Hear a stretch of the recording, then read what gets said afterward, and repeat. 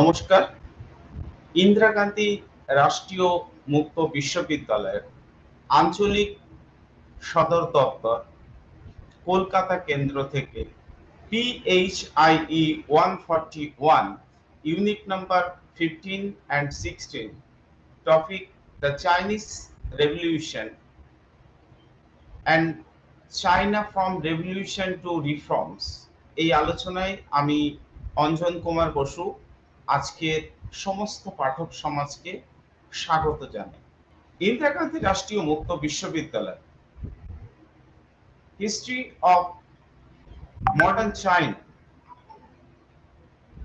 1840 to 1978 এই আলোচনায় আজকে আলোচনার একেবারে অন্তিম পর্বে যে পাঠ একক বিষয় আমি আলোচনা করতে চাই তা হচ্ছে ইউনিট নাম্বার 15 এবং ইউনিট নাম্বার 16। আমি প্রথমে এই পাঠ এককগুলির উদ্দেশ্যগত দিকের উপর আলোকপাত করব। পাঠক সমাজ সচেতন আছেন যে এই পাঠ এককের মধ্য দিয়ে আমরা দ্বিতীয় বিশ্বযুদ্ধ উত্তর পর্বে চীনের গৃহযুদ্ধজনিত পরিস্থিতি এবং গণপ্রজাতন্ত্রী চীন হিসেবে 1949-এ আত্মপ্রকাশ এবং এই আত্মপ্রকাশের মধ্যে দিয়ে চীনা কমিউনিস্ট পার্টি বিজয় পর্ব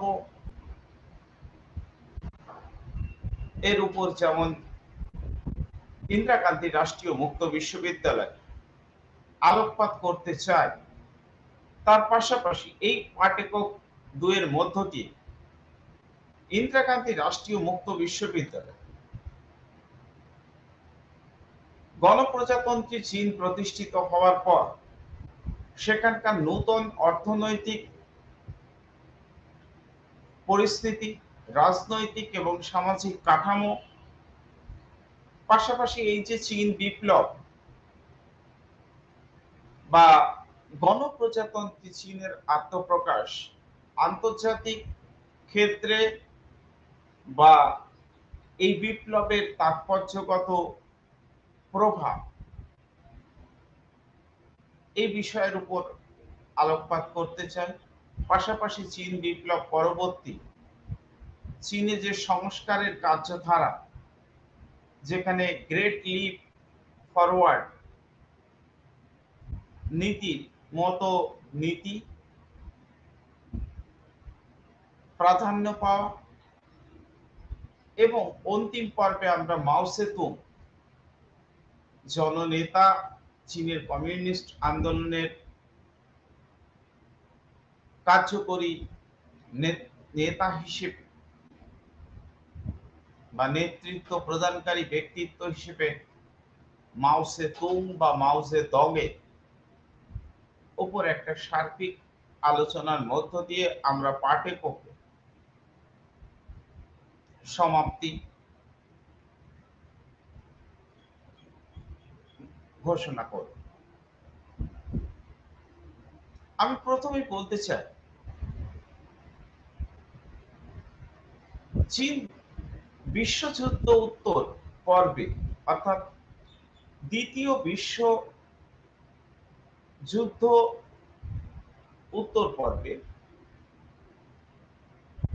দেশের অভ্যন্তর ভূভাগে অর্থাৎ দেশের ভেতরে একদিকে চীনা কমিউনিস্ট আন্দোলন যেমন সক্রিয় হয়ে উঠেছিল, পাশাপাশি বিরোধিতা বা জাপানের বিরোধিতা পর্ব মিটে যাওয়ার পর কুওমিন্টাং সরকার, যা চিয়াং কাইশেকের নেতৃত্বে গড়ে উঠেছিল, তারাও নতুন করে চীনে শক্তি পুনরুদ্ধারের কাজ করেছে। কিন্তু সার্বিকভাবে দ্বিতীয় বিশ্বযুদ্ধ উত্তর পরিস্থিতিতে চীনে একটা গৃহযুদ্ধ বা গৃহযুদ্ধের পরিবেশ তৈরি হয়েছে। এই গৃহযুদ্ধের পরিবেশ চীন এর অর্থনীতি, রাজনীতি এবং সাংস্কৃতিক ক্ষেত্রকে অবশ্যই প্রভাবিত করেছে। যাই হোক, শেষ পর্যন্ত আমরা দেখতে পাই যে ২১শে এপ্রিল ১৯৪৯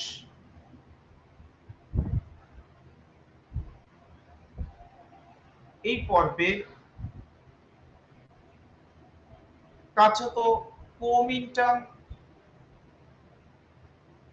সরকারকে চীনা কমিউনিস্ট পার্টি তাদের আন্দোলনের মাধ্যমে পরাজিত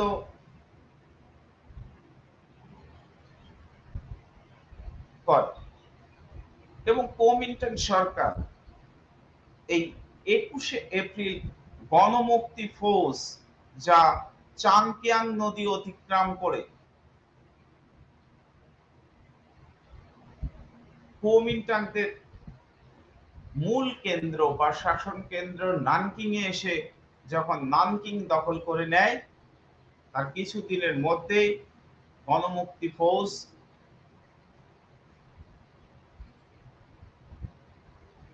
দক্ষিণ চীনেরও বিস্তীর্ণ অংশে বীর বিক্রমের সাথে বা সাফল্যের সাথে বলা যায় অতিক্রম করে এবং কুওমিন্টাং বাহিনীকে তারা পরাস্ত করে। এই পর্বে এসে চিয়াং কাইশেক বা কুওমিন্টাং সরকার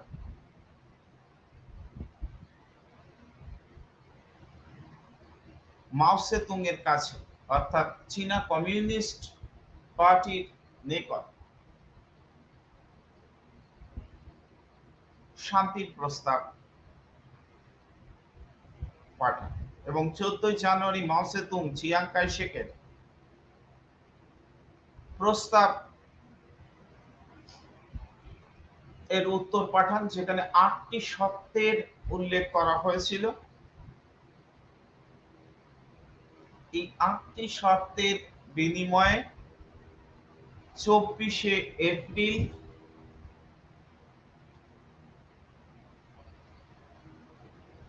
বলা যায় তৃতীয় বিপ্লবী গৃহযুদ্ধে কমিউনিস্টরা চূড়ান্ত বিজয় অর্জন করে এবং কুওমিন্টাং শাসনের অবসান ঘটে। কুওমিন্টাং শাসনের অবসানের পরে চীনের গণতান্ত্রিক মানুষ একটা নতুন সরকার গঠনের উদ্যোগ গ্রহণ করে এবং সেই উদ্যোগের ফলশ্রুতি আমরা লক্ষ্য করি ১৯৪৯-এর ১লা জুলাই মাও সেতুং এর একটা প্রবন্ধ, যে প্রবন্ধের নাম on the people's of democratic dictatorship নামে একটা প্রবন্ধ। সেই প্রবন্ধে তিনি চীনের নূতন রাষ্ট্র ব্যবস্থার চরিত্র ও মৌলিক নীতিগুলোকে বিশদ আলোচনার মাধ্যমে স্পষ্ট ভাষায় চীনের মানুষের সামনে তুলে ধরেন এবং যেখানে বলা হয় শ্রমিক শ্রেণীর নেতৃত্বে শ্রমিক কৃষক বন্ধুত্বের পরিবেশে কমিউনিস্ট পার্টির নেতৃত্বে একটি নতুন গণতান্ত্রিক চীন বা পিপলস রিপাবলিক অফ চায়না গড়ে ওঠে। তিনি আরো বলেন যে বৈদেশিক নীতির ক্ষেত্রে চীন আন্তর্জাতিক বিপ্লবী শক্তিগুলি সঙ্গে সহযোগিতা করবে। এই প্রবন্ধে মাও চীনা কমিউনিস্ট পার্টির কেন্দ্রীয় কমিটির তরফ থেকে নতুন চীন গড়ে তোলার একটা লক্ষ্য জনগণের সামনে তুলে ধরে। যাই হোক, 1949 এর 12 সেপ্টেম্বর পিকিংয়ে জনগণের রাজনৈতিক আলোচনা সংক্রান্ত সম্মেলনে প্রথম অধিবেশন বসে। এক কথায় এটি ছিল জনগণতান্ত্রিক যুক্ত ফ্রন্টের অধিবেশন এবং কিছু দিনের মধ্যেই রাজনৈতিক সংক্রান্ত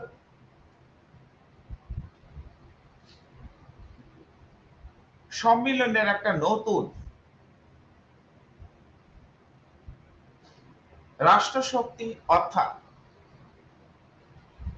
গণপ্রজাতান্ত্রিক চীন গঠনের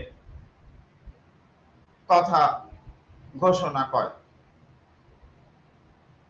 এবং কিছু সাধারণ নীতিকে সামনে আনা হয়, যে সাধারণ নীতি যার মূল উদ্দেশ্য শ্রমিক, কৃষক, সর্বস্তরের মানুষের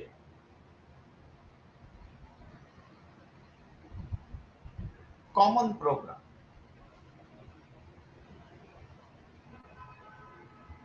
এবং একটি সাংগঠনিক আইন এর উপরও জোর দেওয়া হয়। মোটের উপর বলা যায় চীনা কমিউনিস্ট পার্টি নেতা চুতে, চৌ এনলাই, লিউ শাওচি প্রমুখ কমিউনিস্ট ছাড়াও কুওমিন্টাং বিপ্লবী কমিটির মাদাম সানিয়া সেন, লিজি সেন এবং ডেমোক্রেটিক পার্টি ঝাং ল্যান, এদের নিয়ে এই কমন প্রোগ্রাম রচিত হয় এবং 1949-এর 1 অক্টোবর পিকিং এর ঠিক নিকটবর্তী একটা স্থানে, যে জায়গাটার নাম রাখা হয়েছিল টিয়েন আইমেন স্কোয়ার,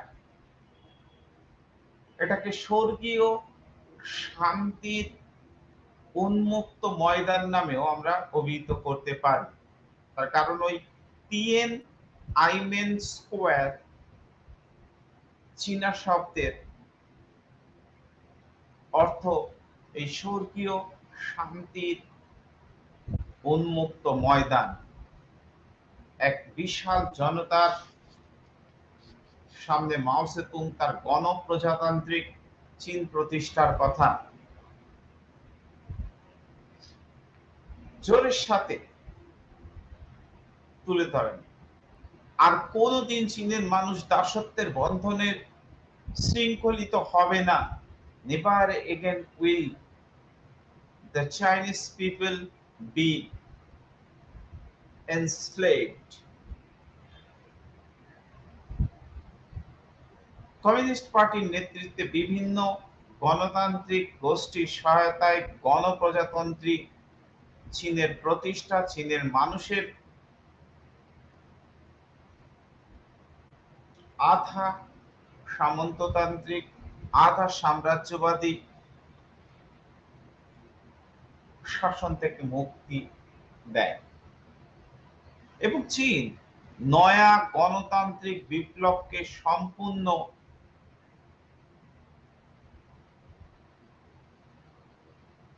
করার সাথে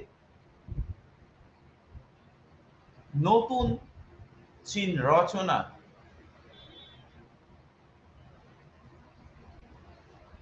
উদ্যোগ গ্রহণ করে। বলা যায় চীনের কমিউনিস্ট বিজয় পর্ব 1948-49, যা তৃতীয় বিপ্লবী গৃহযুদ্ধের পরিস্থিতির মধ্যে দিয়ে সমাপ্তি রচিত হয়। আসলে চীন দ্বিতীয় বিশ্বযুদ্ধ উত্তর পরিস্থিতিতে আন্তর্জাতিক স্তরে এমন এক বার্তা পৌঁছে দেওয়ার উদ্যোগ গ্রহণ করেছিল, তা হল চীনের নতুন রাজনৈতিক, অর্থনৈতিক এবং সামাজিক কাঠামো তৈরির মধ্য দিয়ে চীন পৌঁছে দিতে চেয়েছিল এমন এক বার্তা, তা হল চীনের সমাজতন্ত্র সম্পূর্ণ চীনা সমাজের উপযোগী এক সমাজতন্ত্র, যা রাশিয়ান সমাজতন্ত্র থেকে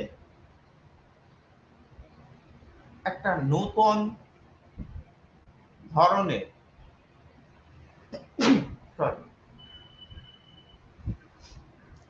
বার্তা নিয়ে এই সমাজতন্ত্র গঠিত হয়েছিল। যাই হোক, 1949-এর অক্টোবর মাসে মাও সেতুং এর নেতৃত্বে চীন যে গণপ্রজাতান্ত্রিক রাষ্ট্র হিসেবে আত্মপ্রকাশ করে,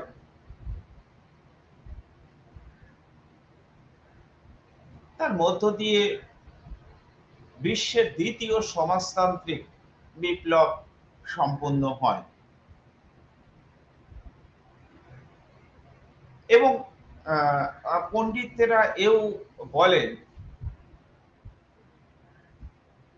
রুশ সমাজতন্ত্র ও চীনা সমাজতন্ত্রের মধ্যে প্রকৃতিগত পার্থক্য ছিল।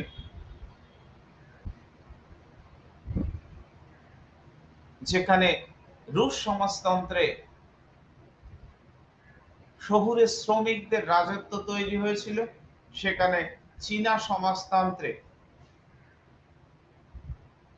শ্রমিক কৃষক যৌথভাবে, অর্থাৎ গ্রাম ও শহরের মেলবন্ধন ঘটিয়ে সমাজতন্ত্র চীনে প্রতিষ্ঠিত হয়েছিল, যেটাকে মাও সেতুং বলেছিলেন, গ্রাম দিয়ে শহর ঢাকো।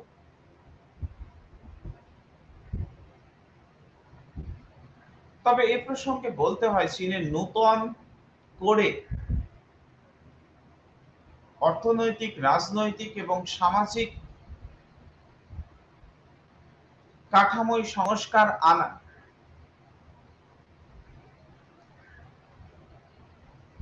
যথেষ্ট তাৎপর্য বহন করে।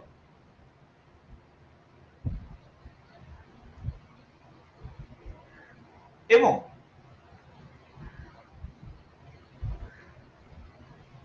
এ প্রসঙ্গে আমি শুরুতেই বলতে চাই, চীন কখনোই শিল্প উন্নত দেশ ছিল না, অন্তত 1949 সময় পর্বের আগে।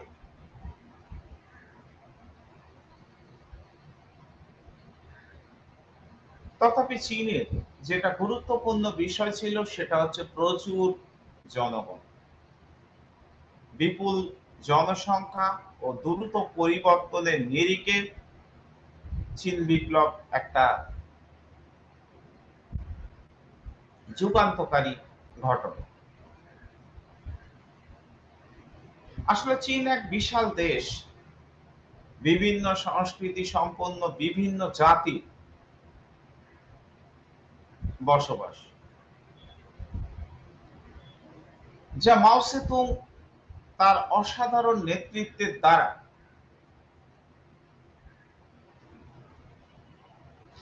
চীনা সমাজতান্ত্রিক রাষ্ট্র হিসেবে গড়ে তুলেছিল এবং সমাজতন্ত্রকে দৃঢ় ভিত্তির উপর প্রতিষ্ঠা করার জন্য তিনি কিছু নীতি অনুসরণ করেছিলেন, যার মধ্যে অর্থনৈতিক, রাজনৈতিক এবং সামাজিক কাঠামো নতুন করে রদবদল ঘটানো। বিশেষ করে রাজনৈতিক ক্ষেত্রে মাও সেতুং চীনা জনগণ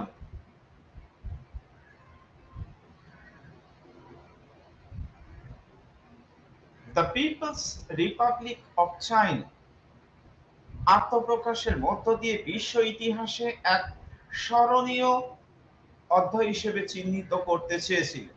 সদ্য প্রতিষ্ঠিত এই সাম্যবাদী রাষ্ট্রকে অবশ্য প্রথম স্বীকৃতি দিয়েছিল সোভিয়েত রাশিয়া, পরবর্তীতে ভারত, পাকিস্তান, ব্রহ্মদেশ, শ্রীলঙ্কা, ব্রিটেন, ফ্রান্স, এই সমস্ত রাষ্ট্রগুলো এবং 1979 সালে মার্কিন যুক্তরাষ্ট্র চীনকে স্বীকৃতি দেয়। এখানে পাঠক সমাজ একটা বিষয় মনে রাখার চেষ্টা করবেন, অর্থাৎ সমাজতন্ত্র সম্পর্কে পুঁজিবাদী রাষ্ট্র মার্কিন যুক্তরাষ্ট্রের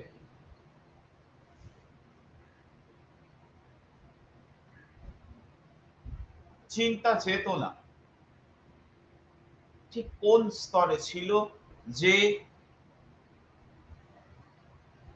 গণপ্রজাতন্ত্রী চীন হিসেবে আত্মপ্রকাশের কার্যত ৩০ বছর পর মার্কিন যুক্তরাষ্ট্র সেই রাষ্ট্রের সার্বভৌমত্বকে তাদের দৃষ্টিভঙ্গিতে মান্যতা প্রদান করে।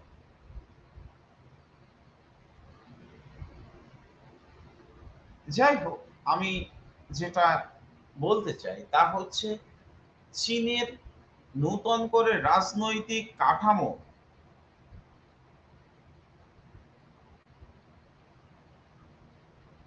অনেক রদবদল করা হয় এবং নতুন যে সরকার তা গণতান্ত্রিক কেন্দ্রিকতা অর্থাৎ ডেমোক্রেটিক সেন্ট্রালিজম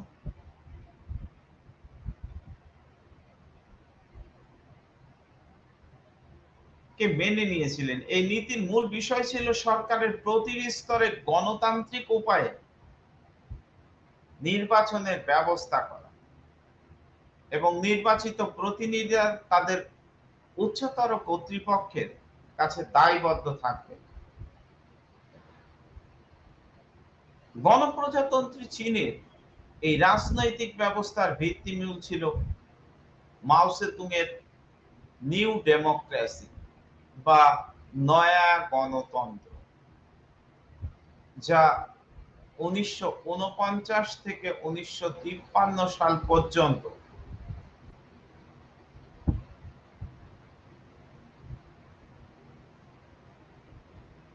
সঠিকভাবে প্রয়োগ করার চেষ্টা শুরু হয়েছিল এবং 1953 থেকে 1956 পর্যন্ত সমাজতন্ত্রের উত্তরণের জন্য বহুমুখী কর্মসূচি গ্রহণ করা হয়েছিল। আর 56 সালের পর সমাজতান্ত্রিক রাষ্ট্র ও সমাজ গঠনের উদ্যোগ হাতে হাত রেখে তাল মিলিয়ে চীনার নেতৃত্ব জনগণকে উপহার দিয়েছিল। এবং এই পর্বে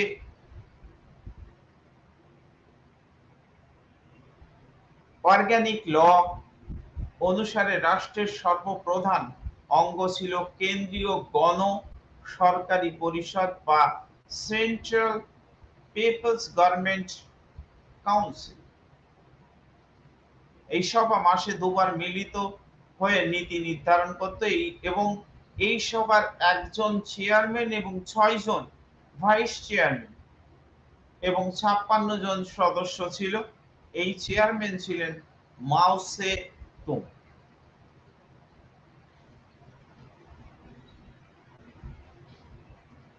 এই কেন্দ্রীয় পরিষদ বা সেন্ট্রাল পিপলস গভর্নমেন্ট ছাড়াও আরেকটি পরিষদ গঠিত হয়েছিল রাজনৈতিক ক্ষেত্রে। এর সদস্য সংখ্যা 20 জনের বেশি। এই পরিষদের প্রধান ছিলেন চৌ এন লাই এর মতো বিখ্যাত কমিউনিস্ট নেতা। এই পরিষদের ক্ষমতা ছিল অনেকটাই মন্ত্রিসভার মতো। এই পরিষদ সাধারণভাবে কেন্দ্রীয় পরিষদের কাছে, বিশেষ করে চেয়ারম্যান মাও সে তুং এর কাছে দায়বদ্ধ ছিল। প্রধানমন্ত্রীকে সাহায্য করার জন্য কয়েকজন উপপ্রধানমন্ত্রী ছিলেন এবং এই পরিষদের অধীনে ছিল 4টি কমিটি, যেগুলো রাজনৈতিক আইন সংক্রান্ত কমিটি, পলিটিক্যাল এন্ড লিগ্যাল অ্যাফেয়ার্স, এছাড়া রাজস্ব অর্থনৈতিক কমিটি, ফিনান্স এন্ড ইকোনমিক, এছাড়া সংস্কৃতি ও শিক্ষা সংক্রান্ত কমিটি, কালচার এন্ড এডুকেশন এবং জনসাধারণের নজরদারি সংক্রান্ত কমিটি, পিপলস অফ সুপারভিশন। এই কমিটিগুলো প্রায় 30টি মন্ত্রক, কমিশন, বোর্ড নিয়ন্ত্রণ করত। এই কমিটিগুলি ছাড়াও বিচার বিভাগকে পরিচালনার জন্য জনগণের supreme court, people's supreme court ছিল। এবং কেন্দ্রীয় সরকার ও প্রাদেশিক সরকারের মাঝে 6টি প্রশাসনিক এলাকা বা গ্রেট অ্যাডমিনিস্ট্রেটিভ এরিয়া তৈরি ছিল। এই সব ক্ষেত্রেও কিন্তু আবার 1953 সালে পরিবর্তন আমরা লক্ষ্য করি। 1953 পর এই প্রশাসনিক বা রাজনৈতিক ক্ষেত্রে অনেকটা রদবদল ঘটানো হয়েছিল এবং একটা সময় ভাইস চেয়ারম্যান পদে একজনকেই রাখা হয়েছিল এবং প্রধানমন্ত্রীর সহযোগী হিসেবে একজন সহপ্রধানমন্ত্রী হিসেবেই কাজ করেছিলেন।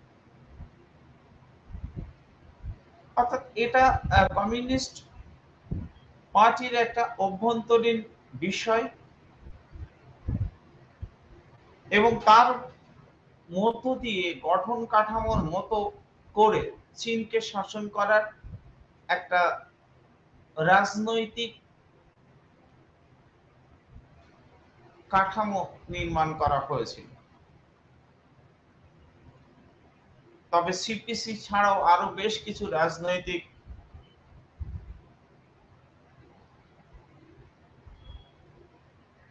চাইনিজ কমিউনিস্ট পার্টি ছাড়া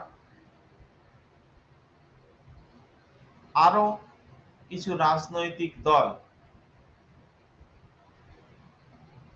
ছিল, যেমন Kuomintang, Democratic League, third party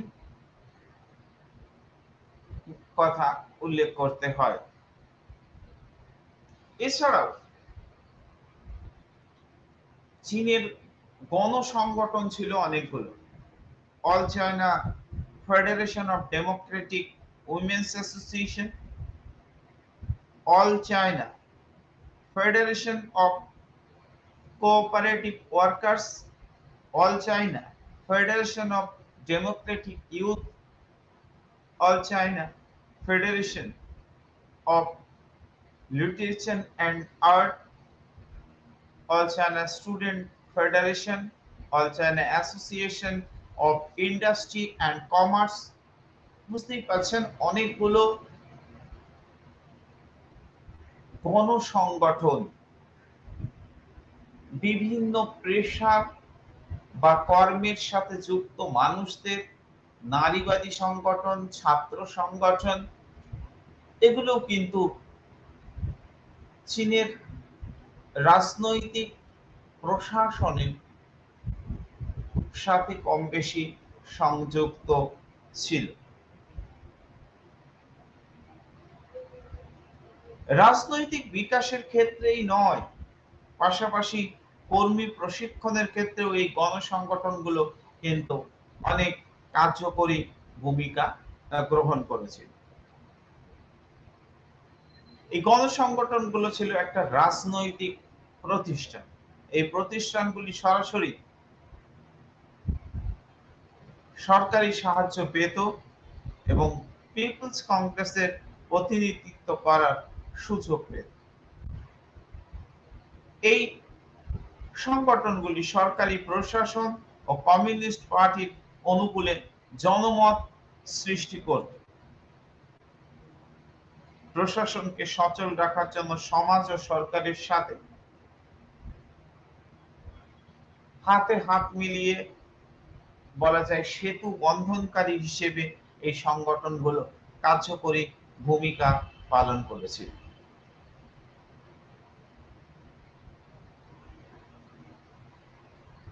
অর্থনৈতিক ক্ষেত্রে অনেক নতুন চিন্তা ভাবনার বহিঃপ্রকাশ চীন দেশে আমরা লক্ষ্য করেছিলাম। মাও যখন চীনের ক্ষমতায় এসেছিলেন, চীনের অর্থনৈতিক অবস্থা তখন একদম ভালো ছিল না, এটা আমি ইতিমধ্যেই আপনাদের সামনে বলেছি।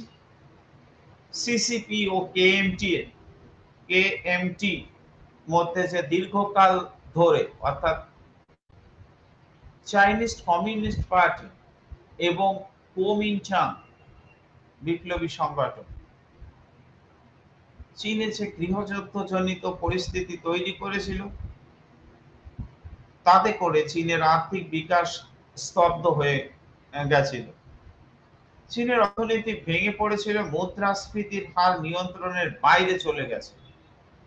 অস্বাভাবিক মুদ্রাস্ফীতির জন্য নিত্য প্রয়োজনীয় দ্রব্যের দাম বেড়ে গেছে, ফলে সাধারণ মানুষের জীবিকার জন্য দিশাহারা একটা অবস্থার মধ্যে পড়েছিল। এই পরিস্থিতিতে কৃষি, শিল্প, বাণিজ্যের উন্নয়ন ছিল তাদের শাসনে বা বলা যায় নতুন চীন প্রতিষ্ঠাকারী মাও সেতুং কাছে প্রথম অগ্রগণ্য বিষয় হয়ে দাঁড়িয়েছে। দেশের আর্থিক বিকাশের জন্য সবার আগে প্রয়োজন ছিল লাগামহীন মুদ্রাস্ফীতিকে রোধ করা এবং সরকারি বাজেটে আয় ও ব্যয়ের মধ্যে সমতা বজায় রাখা। আর এই উদ্দেশ্যকে সফল করার জন্য মাও সেতুং সুনির্দিষ্ট পরিকল্পনা ভিত্তিক কতগুলো উদ্যোগ গ্রহণ করেছিলেন। জনগণের মুদ্রা, পিপলস কারেন্সি প্রবর্তন করেছিলেন, বিদেশি মুদ্রাকে বাতিল বলে ঘোষণা করেছিলেন, কাগজি মুদ্রার প্রচলন কমানো হয়, শ্রমিকদের মজুরি প্রদানের ক্ষেত্রে ওয়েস্ট পয়েন্ট ব্যবস্থা চালু করা হয়েছিল। এছাড়া চাল, তেল, কয়লা, ময়দা, তুলো, বস্ত্র ইত্যাদির নিত্য প্রয়োজনীয় জিনিসের দাম মজুরির সাথে সঙ্গতি রেখে নির্ধারণ করা হয়েছিল এবং এগুলোর দামের পরিবর্তনের সাথে মজুরি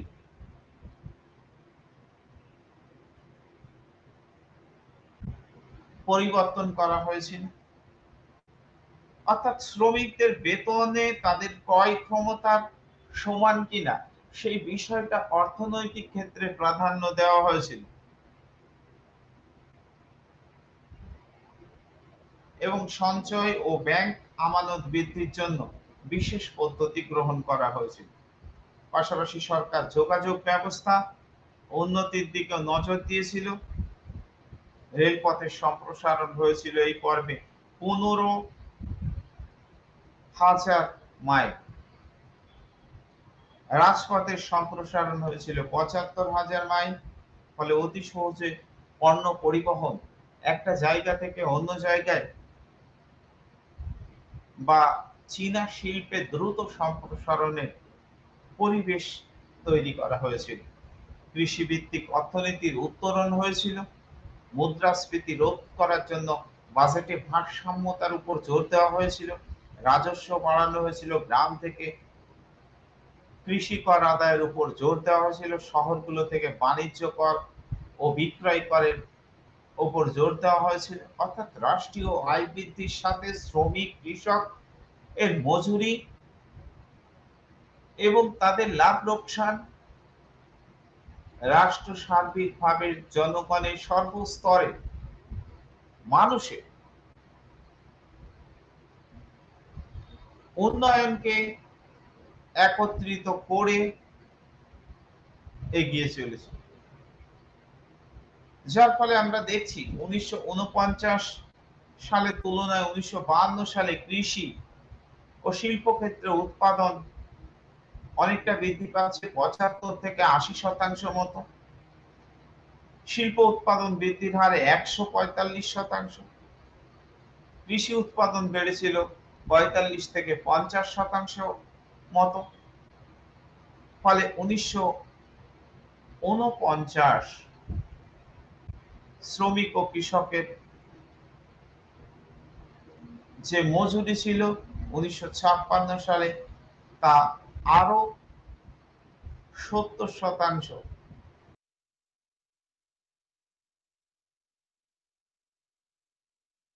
গণপ্রজাতন্ত্রী চীন বিদেশিদের কাছে হয়ে উঠেছিল অনেক বেশি প্রাসঙ্গিক এবং দেশের জনগণের কাছে মাওয়ের সরকার তার জননীতির কারণ অনেক বেশি সুখ্যাতি অর্জন করেছিল। সাম্যবাদীদের হাত ধরে এশিয়া মহাদেশের এক শক্তিশালী রাষ্ট্র হিসেবে চীন এভাবেই প্রতিষ্ঠা করেছিল। কৃষি সংস্কার, যৌথ খামার ব্যবস্থা,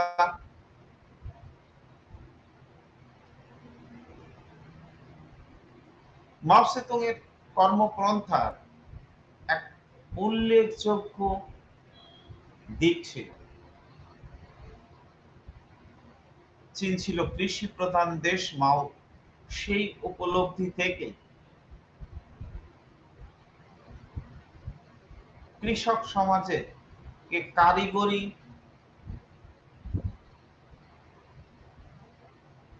গঠন শৈলী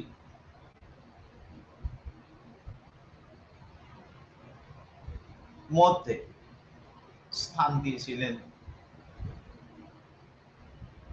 ফলে চীনা কৃষকদের আর্থিক লাভ লোকসান, তাদের চাওয়া পাওয়া, এইসব বিষয়গুলোকে সিসিপি, চাইনিজ কমিউনিস্ট পার্টি এবং মাও জেদং দৃঢ়ভাবে প্রতিষ্ঠা দিয়েছিলেন এবং গৃহযুদ্ধে কৃষকদের ভাগ্যকে বিড়ম্বিত করেছিলেন সেটা তিনি বিলক্ষণ জানতেন। চীনের 70 থেকে 80% আবাদি জমি ছিল জমিদার ও বড় কৃষকদের নিয়ন্ত্রণে। তাই ভূমিহীন কৃষকদের আর্থিক অবস্থা ছিল খুবই খারাপ। চীনের কৃষি ব্যবস্থা ছিল পুরনো ধরনের। সেখানে উৎপাদন বৃদ্ধি এবং ভূমি সংস্কার এর মধ্য দিয়ে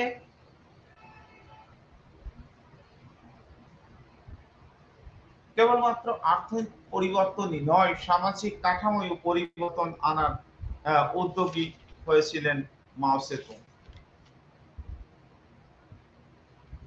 এবং গণপ্রজাতন্ত্রী চীনে কৃষি উন্নয়নকে আরো প্রগতিশীল করার জন্য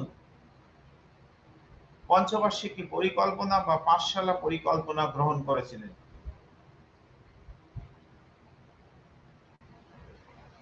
এবং কৃষির উন্নতির পর জমিদারদের হাত থেকে জমিকে সাধারণ কৃষকের হাতে ছেড়ে দেওয়া হয়েছিল।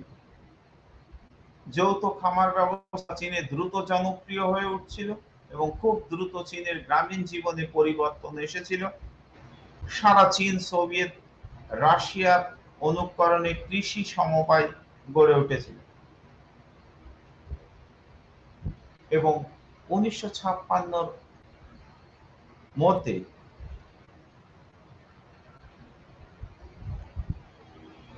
চীনের 96% কৃষক এই সমবায় এর মধ্যে এসেছিল।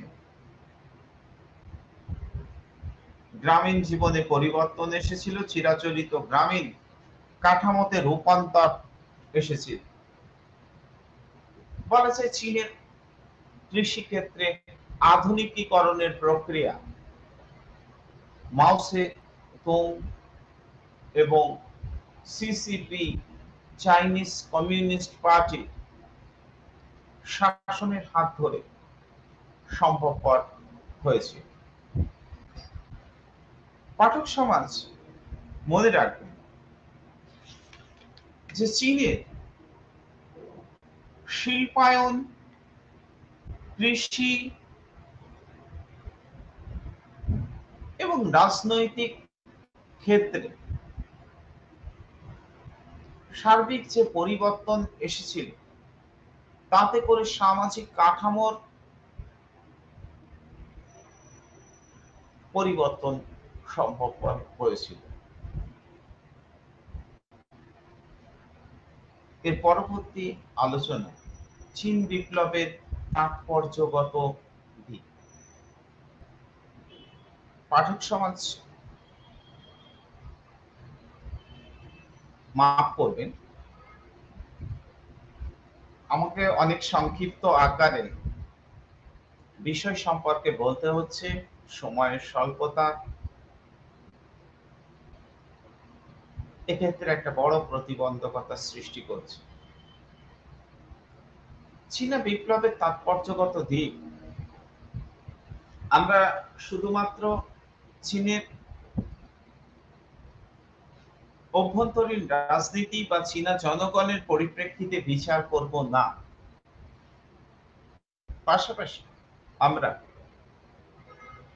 আন্তর্জাতিক রাজনৈতিক প্রেক্ষাপটে কমিউনিস্ট চীনের উত্থান, যা 1949 পর্বে সম্ভবপর হয়েছিল, সে বিষয়ে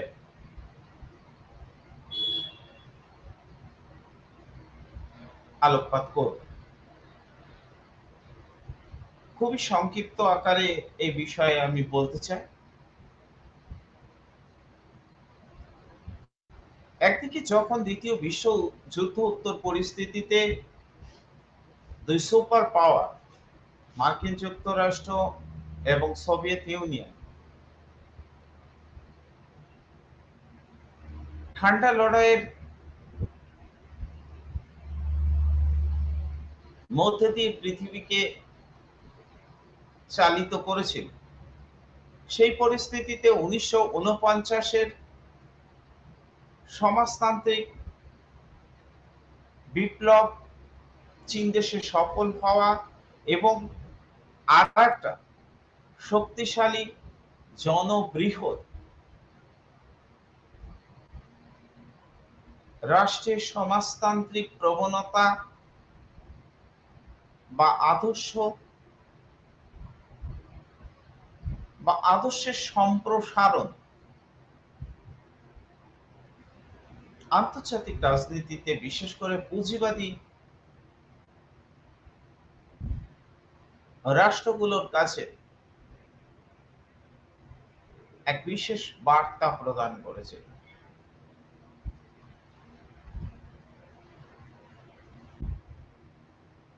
এবং বিশ্বের তৃতীয় সুপার পাওয়ার হিসেবে চীন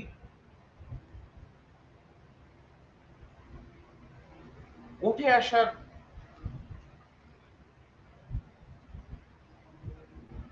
লক্ষ্যে ধাবিত হয়েছিল।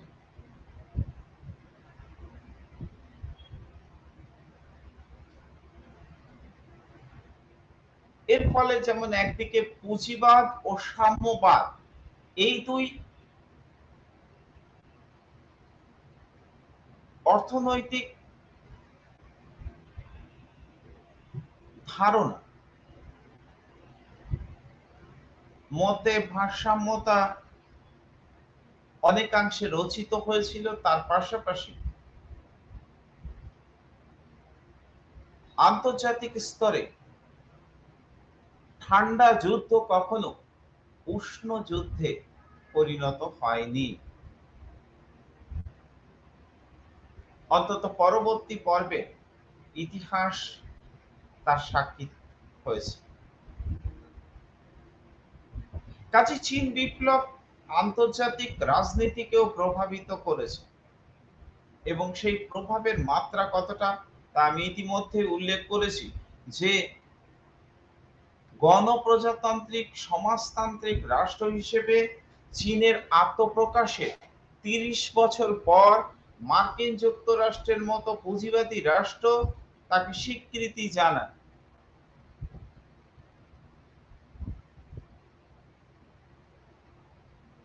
এর থেকে বোঝা যায় চীনা বিপ্লবের তাৎপর্যগত দিক। আবার চীন বিপ্লবের মধ্য দিয়ে চীনে আধা সামন্ততান্ত্রিক ঔপনিবেশিক পর্বের শাসন,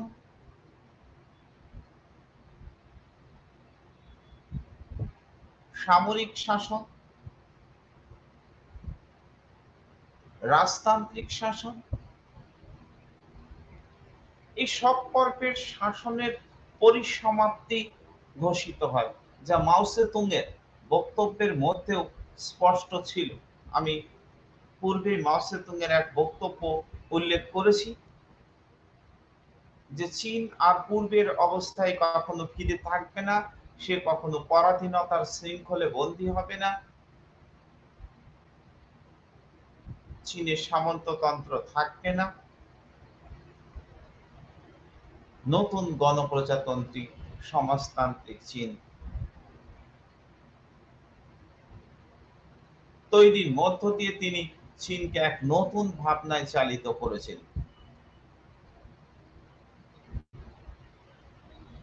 ফলে চীনের অভ্যন্তরীণ ভূভাগে যেমন এই বিপ্লবের একটা তাৎপর্যগত দিক ছিল, তেমনি আন্তর্জাতিক রাজনীতিতেও এই বিপ্লবের ব্যাপক তাৎপর্যগত দিক আমরা লক্ষ্য করি।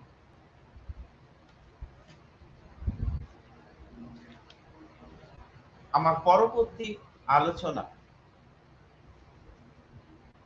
চীনে বিপ্লব পরবর্তী সংস্কার কার্যধারা হিসেবে আমরা গ্রেট লিপ ফরওয়ার্ড নীতি বিষয়ের উপর একটু আলোকপাত করব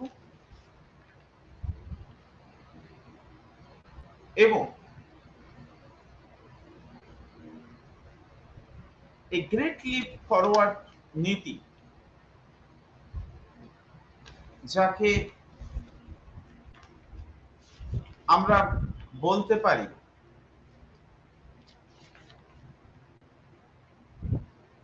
বৃহৎ উল্লাসফল,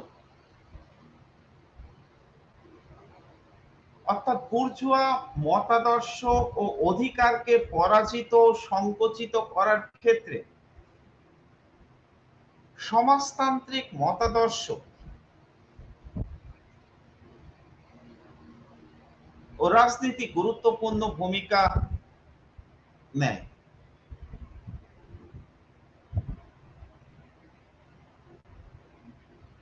এই বৃহৎ উল্লাস ফলন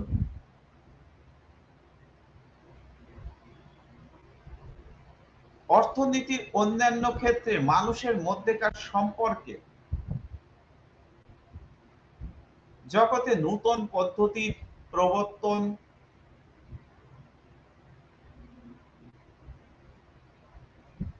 প্রয়োজন হয়ে পড়ে। তারই প্রমাণ মেনে চীনে প্রথম পঞ্চবার্ষিকী পরিকল্পনা মধ্যে লক্ষ্য করা যায়।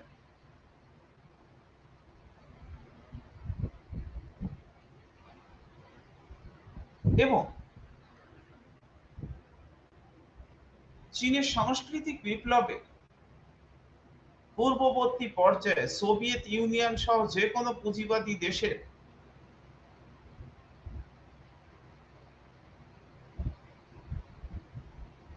মতোই চীন দেশে উৎপাদনের বিভিন্ন ক্ষেত্রের উপর ডিরেক্টর ম্যানেজার থেকে শুরু করে একেবারে নিচে শ্রমিক স্তর পর্যন্ত একটা স্তর বিন্যাস লক্ষ্য করা যায়। অর্থাৎ শুধু সমাজতান্ত্রিক সোভিয়েত রাশিয়াই নয়, পুঁজিবাদী রাষ্ট্রগুলোর ক্ষেত্রেও এই প্রবণতা ছিল। আর ছিল এক ধরনের প্রাইস রেট ও বোনাস ব্যবস্থা। যে বেশি কাজ করবে সে বেশি বোনাস পাবে। অর্থাৎ মানুষকে সেবা করার সমাজতান্ত্রিক মানসিকতা নয়, বরং অর্থনৈতিক সুযোগ সুবিধার প্রলোভন দেখিয়ে কাজ করার চেষ্টা করা হতো, যা পুঁজিবাদী অর্থনীতি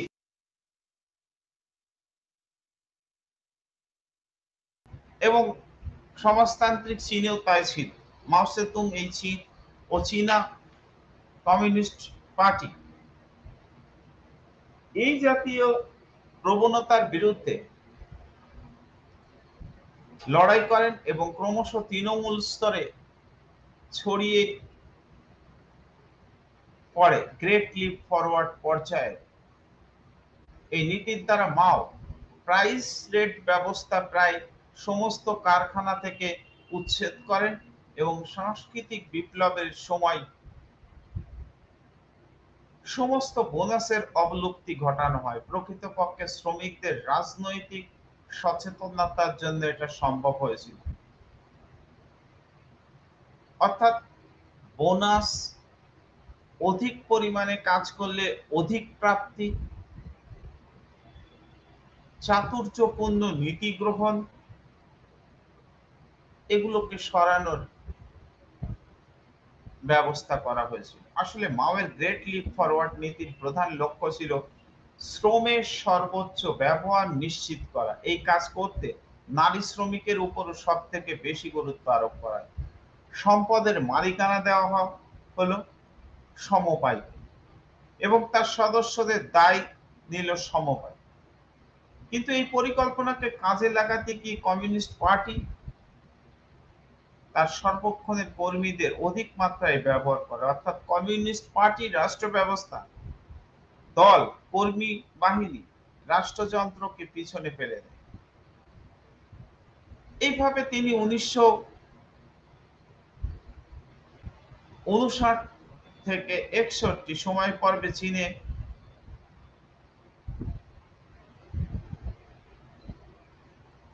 গ্রেট লিপ ফরওয়ার্ড নীতি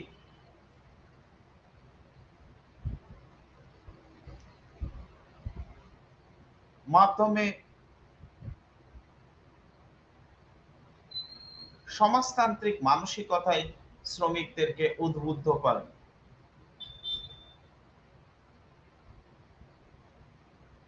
তবে একটা পর্বে এসে কিন্তু কমিউনিস্ট চায়নার সাথে সোভিয়েত রাশিয়ার সম্পর্কে ভাঙন লক্ষ্য করা যায়। আমার আজকের আলোচনার একদম অন্তিম পর্বে এসে গেছে। সময়ের স্বল্পতা আমাকে বিভিন্ন বিষয় সম্পর্কে খুবই সংক্ষিপ্ত আলোচনায় দিকে ঠেলে দেয়। যাই হোক, আমার আজকের একেবারে অন্তিম পর্বে এসে আমি মাও সেতুং এর একটু বিশেষ ভাবে চীন বিপ্লব, চীনা কমিউনিস্ট আন্দোলন এবং নতুন চীন গঠনের ক্ষেত্রে তার অবদান এর বিষয়ে খুব সংক্ষিপ্ত আকারে আলোচনার মধ্য দিয়ে এই বিষয়ের আলোচনাকে সমাপ্তি ঘোষণা করব। আসলে চীন বিপ্লব, চীনা আন্দোলন, এই ইতিহাস এর দিকে তাকালে মাও সেতুং অর্থাৎ চীনের ইতিহাস মাও সেতুং এর জীবনকে বাদ দিয়ে লেখা সম্ভব নয়। তিনি ছিলেন গণপ্রজাতন্ত্র চীনের প্রধান স্থপতি, চীনের মুক্তি আন্দোলনের নেতা, সমাজতন্ত্রবাদের তাত্ত্বিক পণ্ডিত এবং আন্তর্জাতিক কমিউনিস্ট আন্দোলনের বিতর্কিত ব্যক্তিত্ব। মার্কস এঙ্গেলসের মূল সমাজতন্ত্রবাদকে লেনিন যেভাবে রাশিয়ায় উপযোগী করে প্রয়োগ করেছিল, সেই রূপ মাও সেতুং চীনে সমাজতন্ত্রবাদকে চীনের উপযোগী করে প্রয়োগ করেছিল। তিনি বেশ কিছু মৌলিক তত্ত্ব উদ্ভাবন করেছিলেন যা আজও পরিচিত। মাওয়ের মূল্যায়ন নিয়ে ঐতিহাসিকদের মতে বিতর্কের শেষ নেই। সেই বিতর্ক এতটাই আজকের দিনে প্রাসঙ্গিকতা রয়েছে, তা আলোচনায় শেষ করা যাবে না। মাও সেতুং নিজেই হয়ে উঠেছিলেন বিপ্লবের এক মন্ত্র। আমরা লং মার্চ পর্বে দেখেছি যে ইতিপূর্বে যেভাবে বিপ্লবী আন্দোলন বারবার মুখ থুবড়ে পড়েছিল, সরকারি সেনার অত্যাচারের সামনে, এডগার স্নো তার রেড স্টার চায় না। মার্কিন সাংবাদিক এডগার স্নো তার রেড স্টার চায় না বলে বিখ্যাত এক গ্রন্থে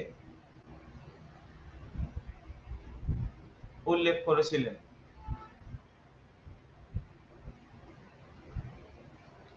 যে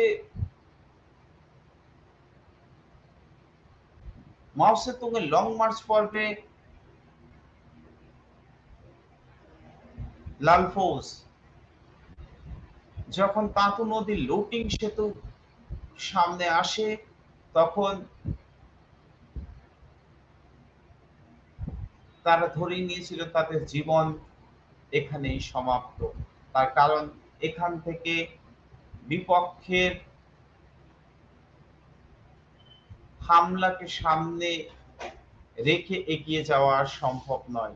মাও সেতুং ছড়া, কবিতা, চুটকি এগুলো বলার মধ্য দিয়ে লাল ফৌজকে এগিয়ে নিয়েছিলেন এবং তিনি বোঝাতে সক্ষম হয়েছিলেন তার পূর্ববর্তী বিপ্লবীরা সফল না হলেও এবার তারা ঠিকই সফল হবে। এবং শোনা যায় তাঁতু নদীর লুটিং সেতু পার্শ্ববর্তী অঞ্চলে রাতের বেলা মৃত্যুর কোলাহল শোনা যায়। বিপ্লবীদের অতৃপ্ত আত্মা বারবার ব্যর্থতার কথা মানুষকে স্মরণ করিয়ে দেয়। মাও সেতুং সেখান থেকে তার লাল ফৌজকে এগিয়ে নিয়ে যেতে সক্ষম হন গল্প, চুটকি, গান রচনার মধ্য দিয়ে। এই ছিলেন মাও সেতুং, যাকে বাদ দিয়ে চীনের ইতিহাস অসম্পূর্ণ বলে আমরা আজ একবিংশ শতকে এসেও ভাবতে পারব। ধন্যবাদ। আমি আমার আলোচনা এখানে সমাপ্ত করলাম। এই বিষয়ের আলোচনা এখানেই সমাপ্ত।